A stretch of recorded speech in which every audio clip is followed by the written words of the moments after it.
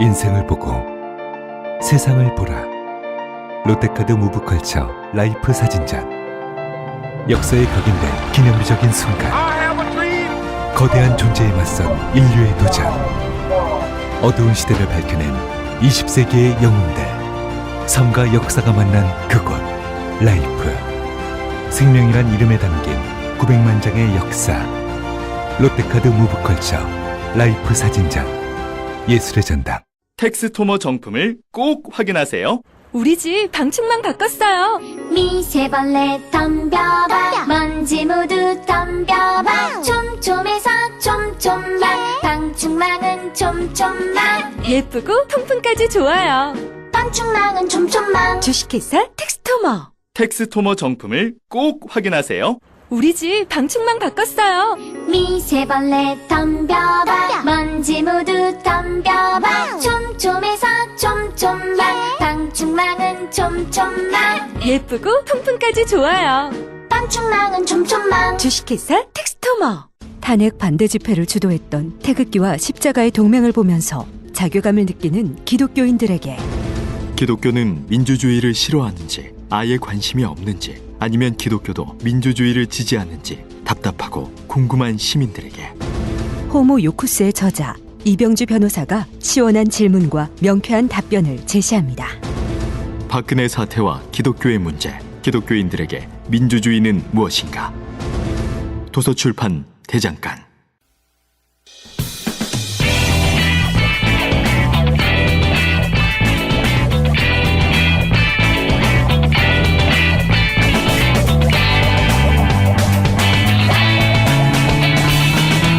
김어준의 뉴스공장. 일부 첫 번째 인터뷰에 이어서 국정원 마티살 의혹 사건 정청래 의원, 배상훈 교수님과 함께 첫 번째 인터뷰 시간이 좀 모자라서 마무리 못해서 마무리를 좀 하겠습니다. 총정리를 하자면 몇 가지 의혹도 쭉 저희가 짚었는데 이제 제가 보기에는 한 번 더 이 시간을 마련해야 돼요. 예, 추가로 어떤 답변들이 국정원 혹은 뭐 소방서 당시에 조사했던 기관들로부터 나오냐 따라 가지고. 근데 이제 그 전에 그 지난 2년 전에 마지막 발표 기준으로 이상했던 점 한 가지 더 얘기를 해보자면 당시에 이 자살 현장으로 가는 길이 도로변의 삼거리입니다. 삼거리. 네. 그 바로 삼거리에 CCTV가 하나 있었어요. 그 삼거리 위치한 건물에. 그 건물의 CCTV를 확인해 보면 이 마티즈 차량이 새벽에 그 삼거리를 그냥 지나칩니다. 들어가지 않고. 그리고 몇 분 있다가 다시 돌아옵니다. 그러니까 둘 중에 하나죠. 그 자살하려고 하는 현장을 모르는 길이었다, 잘. 그래서 지나쳤다가 다시 들어갔다. 그런데 생각해 보면 길도 모르는 곳에 가서 자살한다는 건 너무 이상한 거고요. 그게 아니라면 지나쳐서 누군가를 만났고 CCTV 찍히지 않는, 그리고 다시 돌아왔다. 둘 중에 하나밖에 생각할 수가 없어요. 그 삼거리라는 것이 일반적인 삼거리가 아니고요. 약간 이게 굽어진 길인데 예. 그 일산으로 올라가는 길이 하나 좁은 길이 있기 때문에 삼거리라고 하는 거예요. 네. 그래서 실제로 CCTV를 저희가 추적도 해보고 저도 임 과장 집부터 그 현장까지 그 동선 따라서 움직여 보기도 하거든요. 근데 곧장 일직선으로 가지는 않습니다. 왔다 갔다 하고 같은 데 또 가고 뭐 이런 게 우왕좌왕하는 모습이 보이죠. 그런데 이제 그 어쨌든 자살하려고 가려는 현장 직전에 거길 지나쳐 버려요. 들어가야 되는데. 그러니까 이게 길을 몰랐거나 그것도 이상한 일이죠. 예, 그렇죠. 근데 이제 그 저수지는 그 임 과장이 평소에 자주 갔던 곳이고 길을 모를 리가 없다는 것이 주변 사람의 전언이고요. 그러면 첫 번째 가능성은 제거되고. 그렇죠. 그런데 자살하려고 갔으면 거기서 그냥 자살하는 게 맞는 거죠. 네. 근데 이제 다시 백해서 무엇인가 뭘 해야 되는데 사실은 할 게 없죠. 이미 뭐 물건도 사가 있고 자살할 사람이라고 하면 가서 이제 마음 정리하고 자살하면 되는 건데 왜 다시 돌아왔을까? 그러니까 지나쳤다가. 그렇죠. 네. 그 부분에 이제 설명이 필요한 부분인 거죠. 그래서 누굴 만난 게 아니냐 뭐 이런 추정들이 그때 있었고요. 요 지나쳤다 다시 돌아왔다는 얘기는 또 당시 보도 내용이 없었어요. 근데 이제 그 두 분이 이제 이 사건에 대해서 굉장히 관심이 깊어서 자세한 자료들을 뒤지다 보니 이상한 대목이 또 하나 등장한 거죠. 또 이상했던 것은 당시에 이제 보도는 됐는데 확인할 수가 없는 내용인데 차량이 동일 차량이 맞냐. 뭐 이 번호판의 색깔이 실제 발견된 건 녹색인데 CCTV는 흰색처럼 보인다. 근데 해상도가 낮아서 확정할 수가 없어요. 그건 확인하기가 좀 어려웠어요. 어려웠어요. 네. 예. 근데 시선을 돌린 건 맞죠. 그러니까 네. 왔다 갔다 한 부분에 대한 설명으로 하려고 하다가 이제 이게 녹색이냐 아니면 아예 실험을 하면서 시선을 그쪽으로 돌려버렸죠. 그렇죠. 예. 그리고 그거 외에도 범퍼가 다르다. 예. 근데 이것도 역시 해상도가 낮아서 그렇게 보이긴 하나 확정할 수 없는 정도 해상도가 낮아서 같은 차량이냐 아니냐는 얘기도 있었습니다. 그래서 이제 다른 차량이라면 받쳐놓은 돌이 다른 차량을 거기다 미리 갖다 놓은 거 아니냐 뭐 이런 얘기도 있었습니다. 이건 뭐 확인할 길은 없고. 확인할 기회는 없는데 이제 의구심들이 그런 게 있었고요. 네. 그리고 또 이제 마무리를 해야 되는데 지금까지 나오지 않은 얘기가 많이 있는데 요 대목은 반드시 되짚어봐야 한다. 없습니까? 강조하고 싶은 부분은요. 경찰이 그 위치를 찾아가는데 8번이나 소방관하고 통화를 하면서 물어 보통 우리 내비게이션 치고 가더라도 이상하다 그러면 한두 번 정도 통화를 해야 되잖아요. 8번 통화를 해서 저희 안행에서는 왕따 당했다 경찰이 따돌림 당했다. 그래서 12시 넘어서 이제 그 현장에 도착하는데 현장이 다 사진 정리되고 나서 도착한 거잖아요. 나중에. 그러니까 결국은 소방관은 수사기관이 아니기 때문에 현장 장악을 할 수가 없잖아요. 경찰이 제일 먼저 갔다면 현장 장악을 하고 다른 기관의 어떤 것이 끼어들지 않게 되잖아요. 그리고 자살이냐 타살이냐부터 따졌겠죠. 그렇습니다. 네. 자, 그런데 경찰이 이렇게 늦게 출동을 하고 곧바로 단순 변사 사건으로 종결을 해버려요. 소방관은 도착하면 수사를 하는 게 아니라 그냥 수습을 하는 거죠. 예, 소방관은 기본적으로 뭐냐면 일단 생사 유무부터 확인합니다. 네. 만약에 살아 있다고 하면 바로 병원 후송을 하고 죽었다고 하면 그것은 바로 이른바 수사기관으로 넘어가게 되죠. 네. 이게 왜냐하면 죽음 다음에는 소방관은 할 게 없으니까요. 그렇죠. 그러면은 구출하러 간 거니까요. 그렇죠. 구출하러 간 거니까. 그럼 빠지게 됩니다. 네. 근데 그럼 빠지게 되면 그게 비는 공간이 생기는 거죠. 그러니까 이제 거기에 바로 이제 경찰이 보통 동시가는 이유가 그걸 구출한 다음에 아니면 뭐 확인한 다음에 경찰이 그 수사가 시작되는 거죠. 네. 변사에 대한 시작되는 거죠. 그런데 지금은 경찰이 굉장히 늦게 도착했고 그게 의도적으로 경찰이 늦게 도착할 수밖에 없도록 뭐 정보를 늦게 줬다든가 그런 게 아니겠느냐고 이제 의원님 의심하시는 거죠. 하여튼 한 2, 30분이면 바로 찾아갈 수 있는 것을 8번이나 통화를 하면서 했는데 그래서 저희가 안행에서는 일부러 혼선을 준 거 아니냐. 경찰이 못 찾아오도록 그런 의혹 제기도 많이 했었죠. 근데 의외로 단순 변사 사건을 바로 종결해버려요 경찰이. 종결은 바로 되죠. 그러니까 수사를 제대로 안 한 거죠. 만약에 임 과장 부친이 보신 게 맞다면 경찰은 당연히 몸의 상처를 확인했을 텐데 나중에 검안할 때 그 얘기가 없는 거죠 지금은. 네, 그게 사라진 거죠. 전혀 그러니까 그냥 뭔가 통째로 빠지고 바로 마티즈 차량은 사망 다음 날 폐차해버리고 그러니까 모든 물증이 될 만한 것이 그냥 갑자기 사라지고 단순 변사 사건. 그것도 이상했었죠. 이렇게 처리되죠. 지금 가장이 사망했는데 바로 다음 날 그 차량부터 폐차한다는 게 말이 안 되잖아요. 예. 차량부터 폐차해버렸죠. 그래서 뭐 증거가 없어요 이젠. 모든 게 다 사라져가지고. 마지막으로 여기까지만 하고 넘어가죠. 이제 사망 추정 시간이 장시 10시 11시 오전 정도로 발표되고 발견 시간 11시 55분 정도. 그러니까 죽은 지 얼마 안 있어서 발견됐다고 추정되는 시간으로 발표됐지만 그 초기에 구급 대원들의 진술은 사후 경직이 심했다고 했거든요. 강직. 사후 강직이. 네. 예. 그러니까 죽은 지 오래됐다는 얘기 아닙니까? 최소한 2시간, 3시간. 3시간 이상. 그렇게 돼야지 그 정도의 강직이 나타날 수가 있다라고 추정을 할 수 있는 거죠. 뭐 사망한 지 바로 그렇게 될 수는 없거든요. 네. 그러니까 마티즈 차량이 마지막 폐쇄 일은 6시 23분입니다. 6시 23분. 네. 발견된 시간이 11시 55분으로 돼 있으니까요. 그런데 이제 추정 시간은 10시, 11시 정도로 발표했거든요. 당시.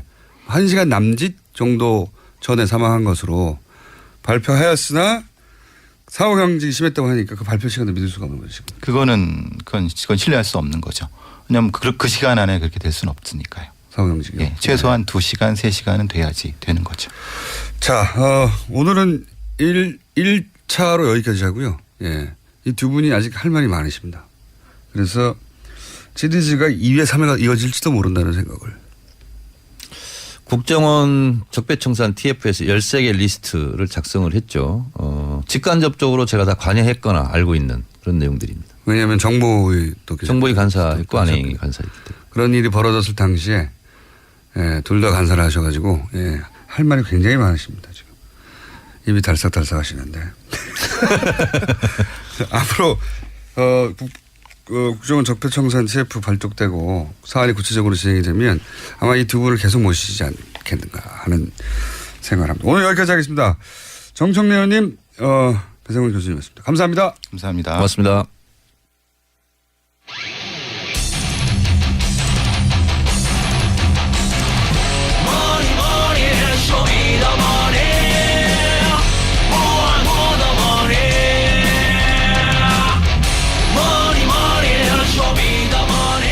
자, 이어서 야심찬 프로젝트죠.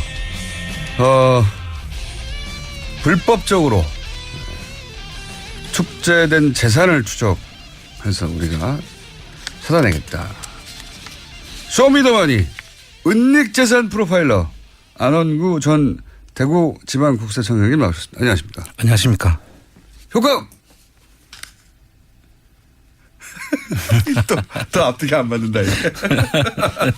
이름만 말해도 효과음이 빵빵 터지도록 앞으로 준비가 돼야 되는데, 예. 자, 이 코너는 아시다시피 저희가, 안원구 청장님의 목소리가 잔잔해서, 예. 효과음을 저희가 강제로 넣는 것으로 설정하고 있는데 저희 PD가 또 자다가, 예.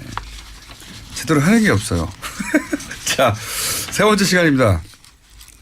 이제, 모레, 예. 예. 일요일 날 이 재산 추적하러 또 몇 차입니까? 3차입니까? 4차입니까? 이번에? 저희들 저는 3차고요. 3차. 예. 3차로 유럽으로 출장하신다고요? 네. 네. 역시 이제 출장에 가서 먹거리 이런 건 다 본인 돈으로 하실 겁니다. 자, 프로젝트 저희 생각 중입니다. 어떻게 안원구 천장님을 다 자비로 해결하신 분을 후원할 수 있을 것인지 그건 좀 저희가 연구 중에 있으니까요. 좀만 기다려 주시고. 자, 오늘은 어떤 겁니까? 오늘은 이제 본격적인 아마 이 조사가 될 텐데요. 박정희 비자금 루트를 이제 박정희 비자금 루트. 네, 효과음 방금 들으셨죠? 예. 박정희 비자금 루트라는 말에 효과가 확 들어왔습니다. 신경 쓰지 마시고 쭉 하시면 저희가 알아서 하면서 이렇게. 알겠습니다. 효과음도 좀 다양하게 꽉꽉꽉 운명 이런 것도 좀 틀어주고 하셔야 되는데 박정희 비자금 루트. 예. 박정희 비자금 루트. 이게 프레이저 보고서를 통해서 처음으로 네. 예, 당시에 이제 미국에서 미의회에서 조사를 한 거죠. 그렇습니다. 예. 미의회에서 이 스위스 비자금을 조사를 했는데 그래서 결과가 나왔어요. 네. 예, 돈이 얼마가 있고 이런 내용들이 구체적으로 있죠. 그렇습니다. 예. 저희가 말한 게 아니라 미국 의회 조사한 겁니다. 그렇습니다. 그때 처음으로 이제 일부가 언급이 됐는데 자, 그 이후로부터 이제 청장님이 이렇게 추적해온 현재까지의 루트 이걸 말씀하시려는 거죠. 예, 이번 이제 가는 목적이 프레이저 보고서 이후에 네. 그러니까 76년도까지는 프레이저 보고서에 잘 나타나 있고요. 네. 그 이후에 자금들이 이제 지금 끊긴 상태입니다. 이 76년도 이후에는. 거의 그래서 50년 가까이 흘렀습니다. 그렇습니다. 네. 그런데 그것을 추정할 수 있는 단서들이 네. 하나씩 둘씩 지금 나타나고 있어서 이제 구체적인 내용들이 어떻게 됐는지 저희들이 직접 그 스위스와 그 일대에 있는 소위 뭐 조세 피난처라고 불리는 곳하고 또 동유럽의 은닉을 하기 쉬운 또 네. 정말 상상할 수 없는 곳에 뭐 우리나라 은행이 있다든지 네. 뭐 이런 곳을 저희들이 이제 쭉 가서 좀 확인하고 오려고 가고 있습니다. 알겠습니다. 자, 그러면은 그 루트가 어떻게 지금까지 연구하신 바로는 루트가 어떻게 됩니까? 연구까지는 아니고요. 네. 이제 사실은 이런 모든 내용들은 이미 일부 언론에서도 언급이 돼 있고 또 자료에도 나타나 있는 사실들인데 그 일부 언론들이 이걸 보도한 자료를 청장님이 주신 거 아닙니까? 그건 아니고요. 일부 언론들도 네. 그 당시에는 이렇게 연결을 못 시키고 있었을 뿐이죠. 그래서 그 연결을 이렇게 하라고 청장님이 말씀해 주신 거 아닙니까? 그건 제가 지금 하고 있는 것이고요. 네. 이제 사실은 앞에 이 연결 과정들은 언론에 나타나 있지 않습니다. 지금 그거 제가 지금 연결해 보고 있는 것이고요. 연결해 보고 있는 중이시고 그런 그 탐사 프로그램들이 그런 거 할 때 청장님한테 문의를 한다고 제가 들었는데 그런가요? 예. 근데 뭐 그런 것도 있고요. 모른 척 하시고 예. 자, 그러면 이제 지금까지 이게 뭐 확정할 수는 없고 네. 들여다보기 시작했더니 이런 연결고리들이 이제 슬슬 보이기 시작하더라. 예. 그거를 이제 오늘 좀 풀어주시죠. 예. 그 지금 현재 그 이분들이 최초의 그 브레이저 보고서에 나와 있는 박정희 자금 예. 이후에 어디로 갔을까에 대한 이제 대부분 궁금증이 많지 그렇죠. 않습니까? 근데 이제 공교롭게도 그 당시 스위스 은행이 없어지면서 그 외환은행 프랑크푸르트 지점에서 스위스 사무소를 개설이 되고 네. 그 개설된 게 그 지점장이었던 그 유경수 여사의 언니인 유인순 씨의 장남인 홍세표 씨가 그 당시에 지점장이었고 그래서 그분들이 스위스 사무실을 만들었는데 또 그분이 외환은행장을 마치고 나가면서 그 사무실이 없어지거든요. 그러니까 이제 지금 말씀은 유경수 여사의 언니의 장남. 그렇습니다. 네. 예. 뭐 인척이죠. 가까운. 사촌 오빠죠. 예. 이종 사촌 오빠. 그 분이 스위스의 외환은행 지점을 열었다. 그렇습니다. 예. 그 시점 언저리에.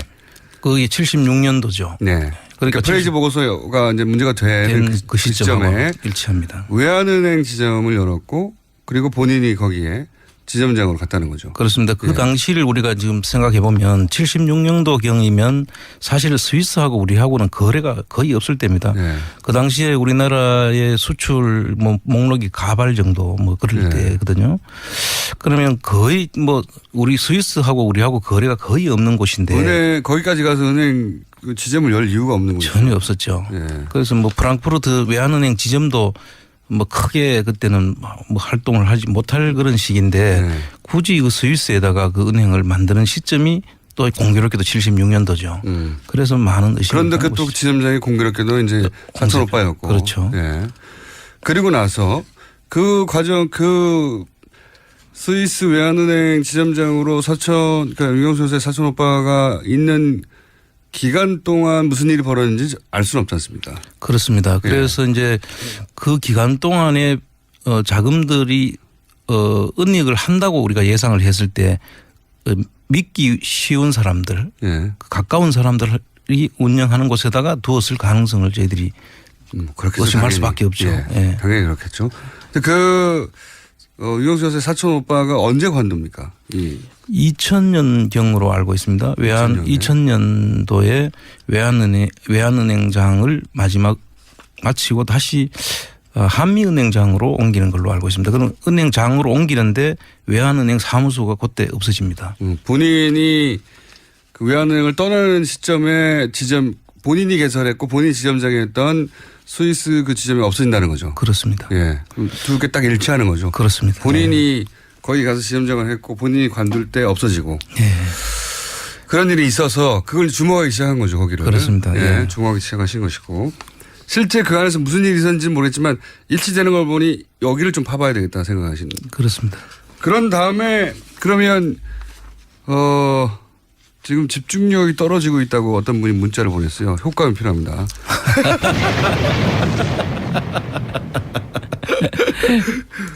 어서 일어나시고요.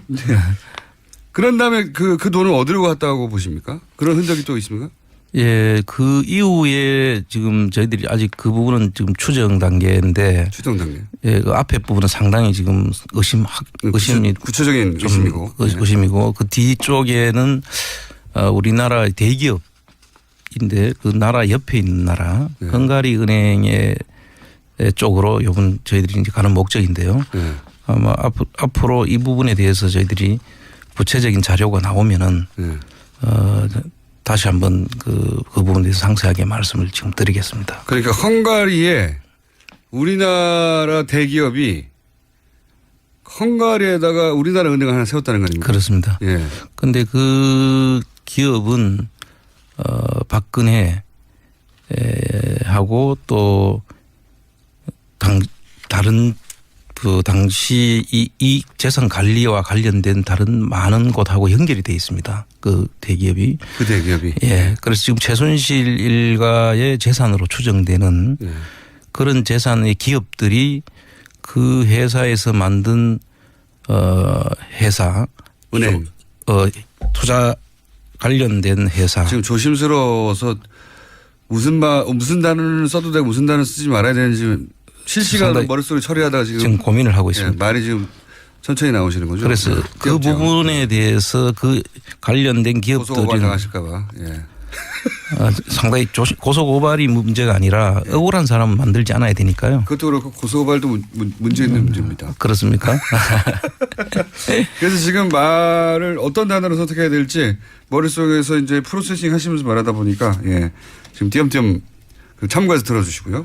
그래서 하여튼 대기업이 뭔가 박근혜 전 대통령 최순실과 관련 있는 대기업으로 의심되는 그런 대기업인데 그 대기업이 뜬금없이 헝가리에다가 은행을 하나 고 스위스 지점이 사라지는 시점하고 같은 시기에 만들어진다고 하기다가. 그 만들어졌다기보다는 삽니다. 그걸 사는데. 은행 하나 산다. 예, 삽니다. 네. 사서 만들어졌고 그 은행을 사는 회사의 그 본 회사에 또 회사들을 관리하는 구조조정 1호라는 그런 회사들이 만들어지는데요. 그 속에 최순실 씨 일가의 회사들이 여러 개가 거기에 들어가 있습니다. 아, 그건 확인된 사실입니다. 확인된 사실입니다. 그러니까 은행이 만들어지고 그 은행하고 관련된 회사가 최순실 은행하고 관련된 회사가 아니고 그 은행을 사는 주체가 되는 한국의 회사. 그 회사가 운영하는 복잡하네. 구조조정 1호라는 그 회사 속에 최순실 씨 관련 회사들이 여러 개가 거기에 개입이 돼 있고요. 최순실 씨가 관련된 회사가 그 은행을 사는 데 관여했다. 예. 한마디로 말하면 이겁니까? 관여했을 것으로 추정되는. 네. 왜냐하면 그 회사들 이름이 들어가 있으니까. 네, 그렇습니다. 그리고 그 이상한 일이죠. 그 본 회사에서도 그 주주로 참여를 하고요. 그 만드는 회사의 주주도 참여를 하고 있기 때문에 여러 가지로 의심되는 부분이 많죠. 그러니까 대기업이 뜬금없이 헝가리에다가 은행을 하나 샀는데 은행을 하나 살 때 최순실 씨가 관련된 회사들이 그 은행 사는데 직간접으로 관여한 정황들이 있다는 거 아닙니까? 그렇습니다. 네. 예. 뜬금없이. 예. 이거 처음 나온 내용입니다. 예. 재밌죠. 예. 최순실 씨 대기업 은행을 샀는데 그 대기업 은행 살 때 최순실 씨 회사가 관여했다. 조금 더 나가면요. 네. 많이 나갔어요. 그 회사는 그 뒤에 인수합병도 사람들이 이해할 수 없는 인수합병도 여러 개 이루어지고 그 은행을 사는데 관여한 회사들끼리 인수합병이 일어납니까? 아닙니다. 그 이제 국내 대기업끼리 빅딜이 이루어지죠. 인수합병이. 그런데 그 시기와 모든 것이 예사롭지를 않아요. 자, 여기까지만 하시죠. 제가 보기에는 머릿속에는 잔뜩 들어있는데 그죠? 예. 말을 어디까지 해야 될지 몰라가지고 듣는 저희는 답답합니다. 그렇습니다. 이해를 좀 해 주십시오. 아직까지는 지금 확인 단계라서. 갔다 오시면은 좀 더 구체적으로 말씀하실 수 있겠네요. 분명한 거는 대기업이 은행을 헝가리에 샀는데 뜬금없이 그 헝가리 은행을 산 주체의 일부에 최순실 가족의 흔적이 있다. 아주 많은 흔적들이 남아있죠. 많은 흔적이 있다. 근데 그 시점이 유경수 여사의 사촌 오빠가 스위스에서 스스로 지점을 여서 지점장을 하다가 외환은행을 떠난 시점하고 맞물린다. 예. 떠나자 그 은행을 새로 사는 행위가 그렇습니다. 일어났다. 재밌습니다. 그러면 지금은 또 그 은행이 남아 있습니까? 아닙니다. 그 은행이 이제 2013년도에 팔리죠. 대통령 당선된 이 은행. 그렇죠. 예. 그래서 2013년 9월경에 팔리는데 그 로컬 기업에 팔리는데 최근에 제가 확인한 바로는 다시 또 대기업에서 그걸 샀다고 해요. 그래서 저희들이 이번에 가서 그런 부분들을 집중적으로 좀 보려고 합니다. 이상한 일입니다. 그게 이제 요 출발이 프레이저 보고서 뭐 얘기 드렸는데 박동선 씨가 미국 국회의원을 상대로 로비를 했는데 그렇죠. 잠깐 설명드리면 코리아 게이트가 아주 유명합니다. 그러니까 한마디로 미국 국회의원들한테 돈을 뿌린 거예요. 예. 박동선 씨가 도대체 이 돈은 어디서 나왔냐 뭐 이렇게 시작된 거죠. 예. 뒤지다 보니까 이제 그 뒤에 당시 박정희 정부 자금이 스위스에 있는 것이 발견되어서 프레이즈 보고서를 통해서 돈이 있는 게 확인된 겁니다. 추정이 아니고요. 저희는 지금 계속 추정하지만 예. 당시는 확인된 거고요. 근데 이제 금액이 얼마인지에 대해서는 지금으로 추정치밖에 없지 않습니까? 그렇습니다. 네. 그때 프레이즈 보고서에 돈을 확인했는데 전체 규모는 얼마냐라고 하는 추정치가 그때 얼마나 나왔죠? 그 당시 규모로 8조 5천억 정도 되고요. 지금으로 따지면 대략 한 300조 정도 되죠. 네. 그리고 당시 환율이 한 255원이었으니까요. 지금 환율이 1,150원 정도. 그렇게 보면 요즘 환율로 한 살만 해도 그 당시도 한 38조 정도 되는 거죠. 네, 너무 규모가 커가지고 이게 감이 안 잡히는데 이거는 이제 당시 보고서에 나왔던 추정치. 예. 예. 저희가 한 게 아니고 미국 의회에서 한 추정치인데 그걸 지금 환산해 보면 당시 금액을 지금 환율로만 바꿔도 38조가 되고 네. 예.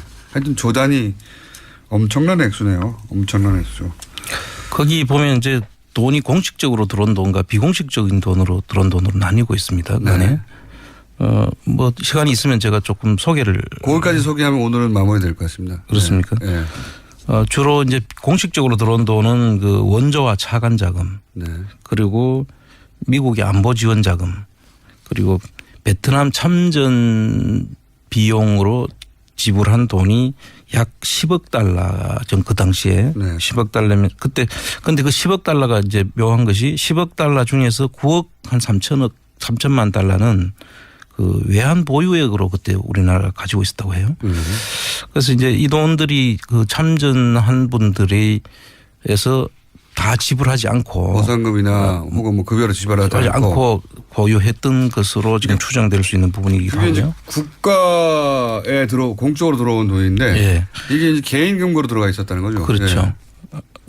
이 금액은 외환 보유액으로 가지고 있었고요. 아니 그 중에 이제 일부가 이제 예. 그쪽으로 나갔을 가능성이 있고 그다음에 이제 뭐 기술 원조 개발 차관 뭐 이런 것들이 있었는데 차관인데 또 이제 거기서 또 돈을 띄죠. 개인 금고로 가는 거죠. 예. 꺾기죠. 꺾기. 예. 차관에서 10%에서 20%. 예. 요새 은행 요새 꺾기가 없어졌는데 옛날 그때 당시로 보면 꺾기랑 마찬가지죠. 예. 근데 이제 꺾기는 빌려주는 쪽이 꺾어서 가져가는 건데 이건 예. 받는 사람이 중간에서 대통령이 꺾어가지고 스위스로 빼놓는 거죠.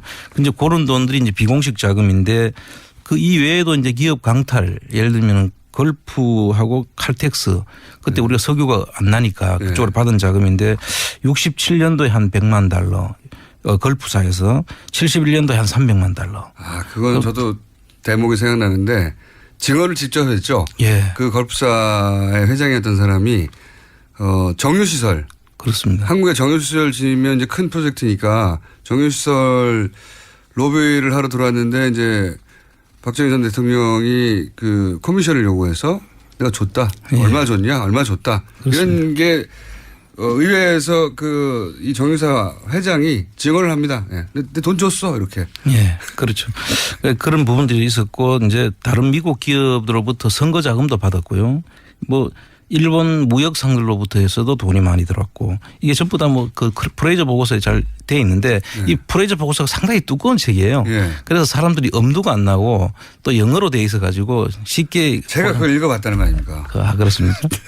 다 기억나지는 않습니다. 궁금해가지고. 예. 그 증언 같은 것도 거기 나온 게 기억이 나요. 예. 예. 그리고 증권 시장 조작도 했다는 사실이 거기에 나와 있고요. 네, 맞습니다. 예. 예, 뭐 국내 이런 증시를 조작하여. 예, 등등 지금 참 그 당시에 저희들은 상상도 못했던 그런 일들을 계속 다 이루어진 수많은 거죠. 기법들이 프레이저 보고서 도대체 이 돈은 어떻게 났느냐 하는 내용들이 프레이저 보고서에 보고가 정리가 돼 있어요. 네, 당시에. 그걸 지금 자세히 읽어보시면 아, 이렇게 했구나. 근데 이제 그 돈을 당시에 이제 이훈학 중앙정보부장이 스위스 예치했고 김영욱, 김성곤 예, 이런 분들이 이제 그 역할을 나누어 가지고 비자금을 은닉했던 그런 내용도 거기에 포함돼 있죠. 그렇죠. 네. 이런 분들이 입을 연 거죠. 그렇죠. 그 중에서 입을 열어서 미국 의회에다가 어떻게 그 돈을 만드는지를 알려줍니다. 이 프레이저 보고서 내용 속에 한번 꼭 소개해줘야 될 만한 내용이 하나 있는데요. 이게 평가입니다. 그 박정희 정권에 대한 평가를 이렇게 하고 있습니다. 돈이 흐르는 곳이 있으면 어디든지 손을 벌렸고 또 협박과 갈취를 일삼으며 권력 유지에 혈안이 돼 있었다라는 이야기가 있고요. 그들은 권력을 잃으면 악행과 비리가 밝혀서 처벌받을 것을 두려워해서 더욱 악랄하게 반대자들을 억압하고 폭력과 협박을 통해서 정권 유지를 애썼다. 이런 내용이 거의 공식적으로 들어있습니다. 당시 국내 야당이 주장한 게 아니고 미국 의회에서 조사를 끝낸 다음에 보고서를 낼 때 그렇습니다. 마지막 부분에 정권에 대한 평가를 넣죠. 거기 나오는 대목입니다. 네.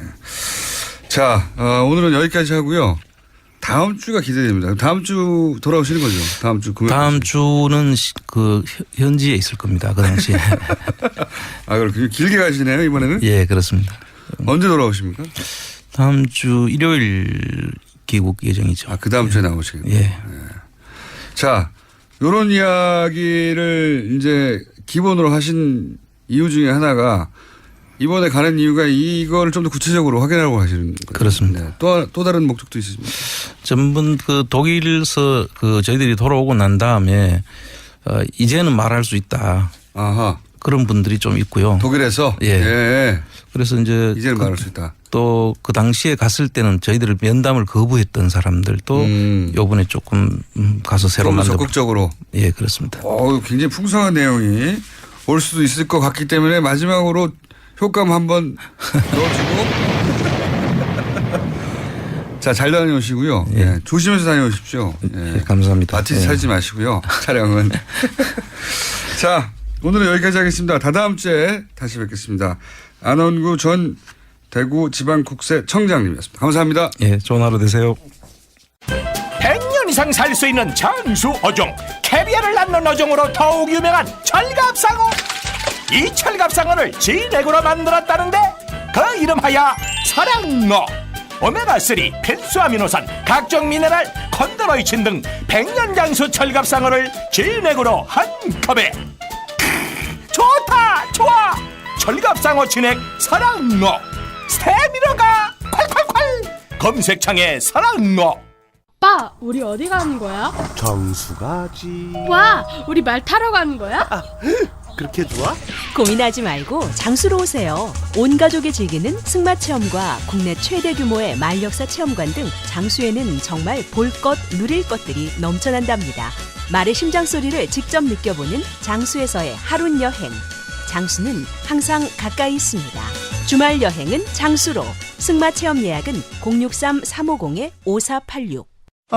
또 떨어졌어. 너 또 입사 시험 봤어? 아니, 차량용 핸드폰 거치대 말이야. 여러 개 사봤는데 실패의 연속이야. 떨어지고 시야 가리고 운전석에서도 멀고 뭐 좋은 거 없을까? 싼 것만 찾으니까 그렇지. 제대로 된 거 하나 사서 편리하게 쓰는 게 더 낫지. 그런 게 있어? 그럼 있지. 1, 2, 3 할 때 2.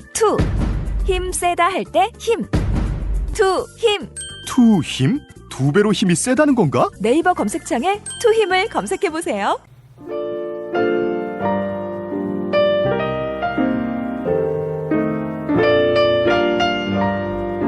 자, 불친절한 AS 누가 멀리서 듣나. 제 남편은 이란 자그로스 산맥의 샤호 해발 3,400m에서 뉴스공장을 듣고 있습니다. 양들이 많아 산맥 이동에 주의를 요한다는 교통정보를 전해왔습니다.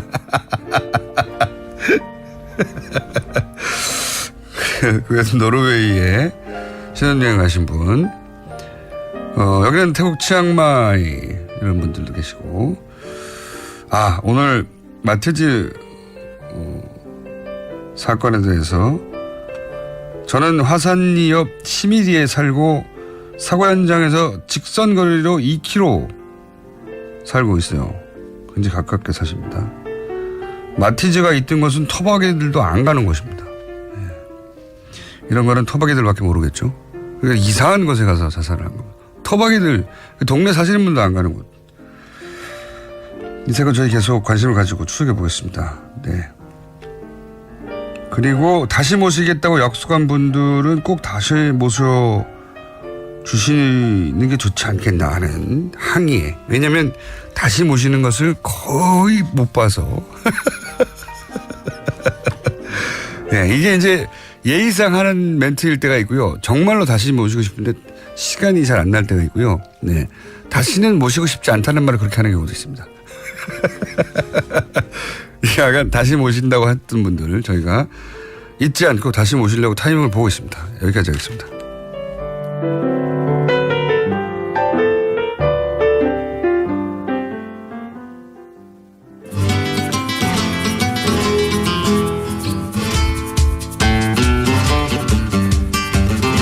자, 황교익 막칼럼니스트 최근 몇 주간 불성실하게 하다가 저희가 퇴출을 경고했더니 바로 스튜디오로 착착착 나오시고 계십니다. 자, 오늘 어떤 주제입니까? 복날 엊그제 초복이었죠. 그래서 좀 이따 또 한 8일 있으면 중복이고 네. 또 그 이후 열흘 있으면 또 말복이고 복날 음식 이야기를 좀 하려고 해요. 보양 음식. 이 보양식이 다른 나라에도 있습니까? 우선 그것부터 거의 없어요. 그러니까요.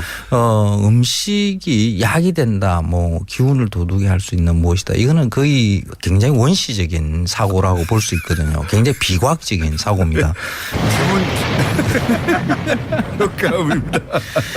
그런데 그 보양, 보신 뭐 이런 것에 대한 용어들 그리고 언론들이 또 여름만 되면 또 그걸 또 방송들을 해요. 보양 음식, 여름을 이기는 보양 음식 몇선 뭐 이러면서. 그리고 또 여름만 되면 꼭 나오는 게 너무 덥다고.